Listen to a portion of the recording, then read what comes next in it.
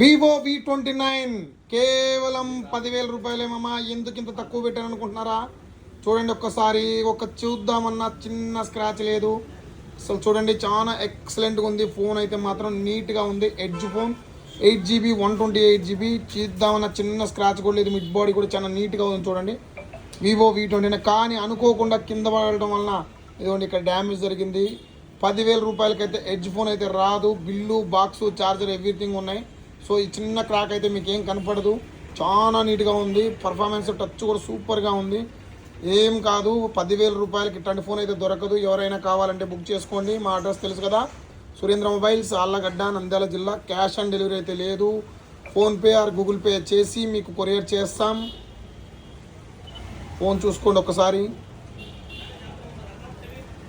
Just ఇక్కడ పగిలింది ఈ స్క్రాచెస్ మాత్రమే, ఇంకా వేరేది ఏం లేదు. ఫోన్ అయితే అల్టిమేట్గా ఉంది.